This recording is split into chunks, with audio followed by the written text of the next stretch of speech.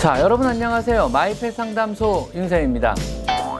순한 고양이가 동물병원만 오면 나타내는 종류의 공격성에 해당되는데요. 쓰다듬기 공격성을 피하기 위해서는요, 적절한 순간에 만지는 것을 중단하는 것입니다. 뭐해? 내려와. 죄송합니다. 아, 또 왜 너까지 그래 돼요? 오늘따라 왜 그래? 자, 오늘은요, 고양이가 무료 시리즈 3편인데요. 고양이의 공격성은 여러 종류가 있거든요. 그래서 각 고양이의 공격성 유형별, 대응 요령에 대해서 한번 알려드려 볼까 합니다. 네, 시작부터 벌써 방해를 하네요. 내려와, 메디. 메디야, 안 돼, 메디야. 메디야. 고양이가 나타낼 수 있는 공격성의 유형에는 여러 가지가 있습니다. 적절한 공격성별 행동 교정을 하려면은요, 여러분께서 교정하고자 하는 공격성의 유형을 정확히 인지하셔야만 하거든요. 그래서 공격성 유형별로 한번 알아볼까 하는데요. 먼저 첫 번째, 공포에 의한 공격성입니다. Fear Aggression이라 하는데요. 공포에 의한 공격성은요, 평소에 유순하고 순한 고양이가 동물병원만 오면 나타내는 종류의 공격성에 해당되는데요. 주로 제가 일반적으로 겪는 형태의 공격성입니다. 평소 순하던 아이가 낯선 사람 보면 공격적으로 돌변한다든가, 또 굉장히 싸납게 구는 걸 특징으로 하는데요. 대체적으로 고양이들은요, 평소에 자기가 싫어하는 것을 피하고 싫어하는 상대와 마주하는 것을 피하는 성격을 가집니다. 고양이는 결코 싸움을 즐기지 않거든요. 고양이가 공포에 의한 공격성을 띠는 경우는요, 더 이상 물러날 곳이 없고 공격만이 유일한 이 불편한 상황을 해소할 수 있는 탈출구라고 생각될 때 공격을 하는 겁니다. 즉, 고양이가 더 이상의 탈출수단이 없고요, 구석으로 몰린다는 느낌을 받으면은요, 공격적인 성향을 보이게 되는 것입니다. 이는 당연하거든요. 이는 고양이들의 정상 공격성 중 하나로요, 모든 고양이가 위험한 상황을 피할 수 없다 그러면요, 즐기는 게 아니고 공격 모드로 돌변을 하는 겁니다. 고양이는 항복을 모르거든요. 고양이는 강아지나 사람과 달리 항복이란 개념 자체가 없어요. 마지막까지 싸우는 동물이거든요. 공포에 의한 공격성은요, 일종의 방어적인 행동의 하나로요, 고양이가 느끼는 잠재적인 위협에 대응하는 방법 중 하나입니다. 즉, 무섭기 때문에, 두렵기 때문에 더 이상 접근한다면 지금부터 목숨 걸고 싸우겠다, 이런 의미로 파악하시면 됩니다. 이런 류의 공격성은 주로 동물병원에서 자주 관찰되는 형태인데요. 집에서 만약에 이런 류의 공격성을 보인다면요, 고양이에게 공포를 주는 요소를 찾아서 제거하기만 하면 해결이 됩니다. 고양이가 공포에서 공격성을 나타내기 시작할 때는요, 절대로 접근하셔서는 안 되고요, 섣불리 위로해 주시거나 안심을 해주려고 하는 모든 행동도 무용지물입니다. 절대로 해서는 안 됩니다. 집사의 모든 종류의 행동은요, 단지 공포심에 사로잡힌 고양이의 경계심만 더 높일 뿐입니다. 집사가 이 상황을 탈출시켜 줄 수 있는 유일한 해결책은요, 도망갈 수 있는 길을 열어주시거나 숨을 수 있는 곳을 제공하시거나 공포 요소를 찾아서 제거해 주시는 것 뿐입니다. 고양이가 진정하고 다시 안전하다는 것을 느껴야만 하므로 진정할 수 있도록 조용한 곳에 머물 곳을 만들어주고 조명도 약간 어둡게 해줍니다. 혼자 놔두시고 집사도 잠시 자리를 피하시는 것이 좋습니다. TV나 라디오 같은 모든 청각적 요소도 전부 다 꺼주시고요, 모든 주변의 자극들이나 소음을 제거하고 혼자서 안정감을 느끼게 해주는 것이 가장 좋은 빠른 해결책입니다. 그 후 고양이가 진정하고 안심을 한 연후에 다시 보호자에게 다가온다면 그때 쓰다듬어 주시면 됩니다. 이때 역시 과하게 안아주며 애정을 표현해 주시거나 목소리의 톤을 높여서는 절대로 안 됩니다.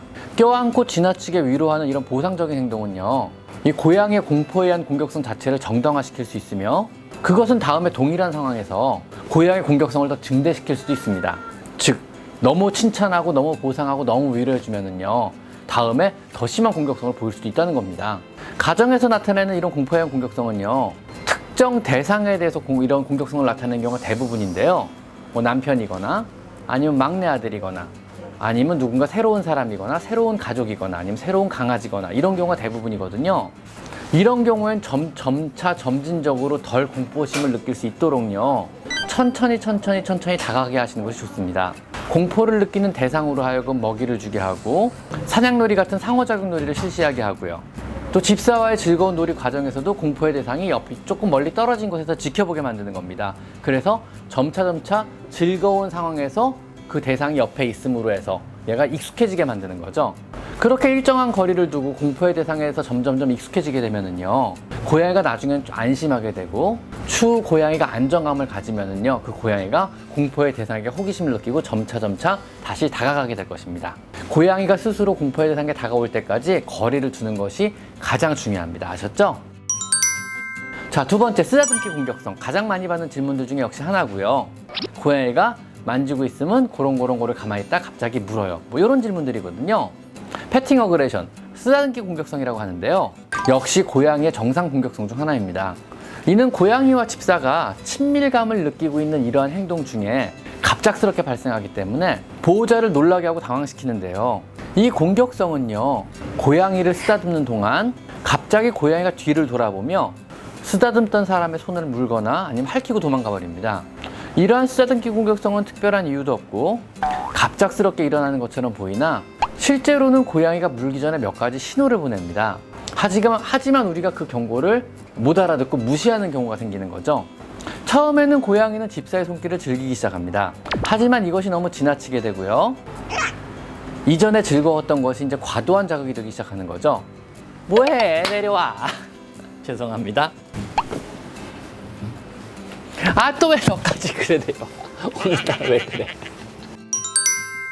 이전에 즐거웠던 것이 지금은 과도한 자극으로 인지가 돼요. 즉, 선을 넘어버린 것입니다.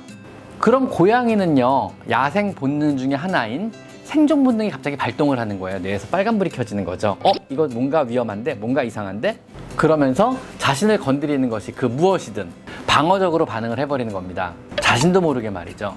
저는 이것이요, 사람과 어울려 살게 된 야생 육식동물의 한계라고 표현을 합니다.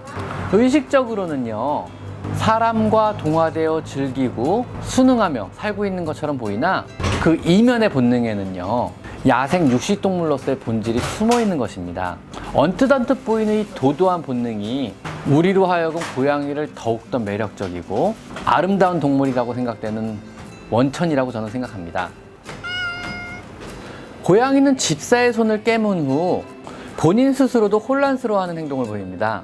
스스로 그루밍을 하며 복잡한 마음을 달래게 되는데, 이는 공식적으로 본인이 충분하게 더 이상 만지지 말라고 경고를 했음에도 불구하고 무시당한 사실 때문에 더욱더 불안한 걸 수 있습니다. 지금 믿었던 집사가 내가 더 만지지 말라고 경고를 했는데도 계속 나를 만졌어, 뭐 이러면서 굉장한 불만 혹은 불안함 혹은 마음이 복잡한 심정을 그루밍을 하면서 다스리는 중인 겁니다. 이런 쓰다듬기 공격성을 피하기 위해서는요, 고양이를 쓰다듬고 만지는 동안 고양이가 주는 여러 가지 경고들을 보다 잘 인지하여 적절한 순간에 만지는 것을 중단하는 것입니다. 아 좋다, 아 좋다, 아 좋다 하다가요, 아 이제 좀 그만 좀 하지, 슬슬 기분이 나빠지려는데 슬슬 그만 좀 하지, 아 이봐 그건 좀 심하잖아, 좀 과하잖아, 이러다가 아이씨 내가 그만 하랬잖아 앙 하고 물어버리는 거예요. 이 일련의 과정들이 있거든요. 그 사이에 매 행동 패턴마다 얘들은 경고 신호를 보내요. 아 좀 그만 좀 하지, 이런 신호들이요. 우리가 인지를 못했던 그 신호들이요.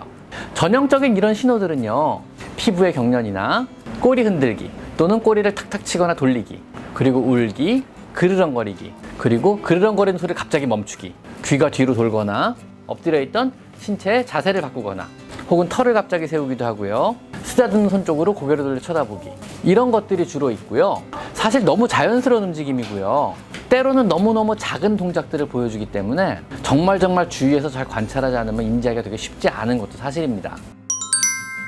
만약 고양이가 쓰다듬기 공격성이 있어서 쓰다듬거나 만지는 동안 무는 행동을 자주 한다면요, 건성으로 TV를 보면서 만지거나 다른 일을 하면서 쓰다듬는 행동들을 하셔서는 절대로 안 됩니다. 지금 저처럼요, 나름 집중해서 얘의 동작이나 상태나 털이나 꼬리 움직임이나 귀의 움직임이나 고개의 돌림 같은 것들을 잘 관찰하면서 쓰다듬어 주셔야만 합니다.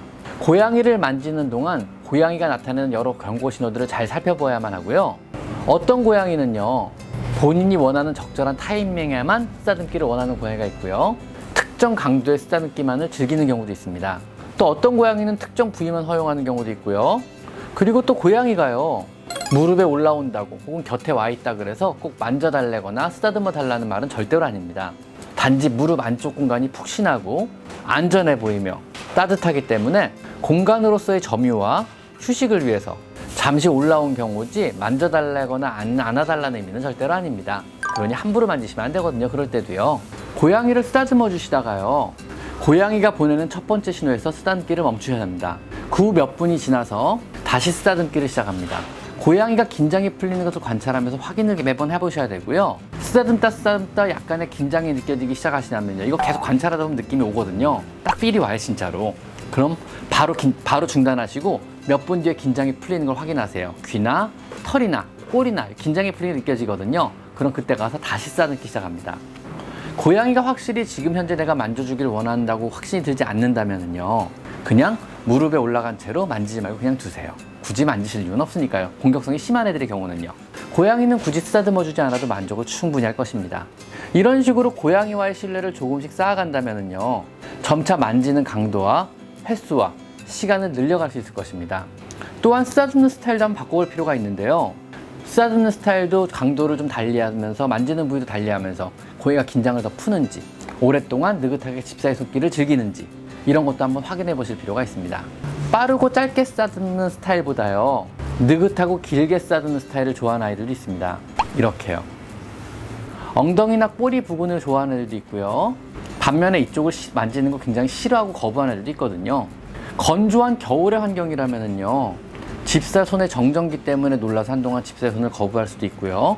고양이가 좋아하는 쓰다듬는 스타일과 좋아하는 부위를 파악만 할 수 있다면요, 고양이와 이런 시간을 조금 더 오래 즐길 수가 있습니다. 자, 오늘은요, 고양이의 공격성 중 공포에 의한 공격성과 쓰다듬기 공격성에 대해서 한번 알아봤습니다. 다음 시간에는요, 놀이에 의한 공격성, 그리고 포식에 의한 공격성, 그리고 특발성 공격성, 이 세 가지 공격성에 대해서 한번 알아보는 시간을 가져보도록 하겠습니다. 자, 오늘은 여기까지 마이펫 상담소 윤성입니다. 감사합니다.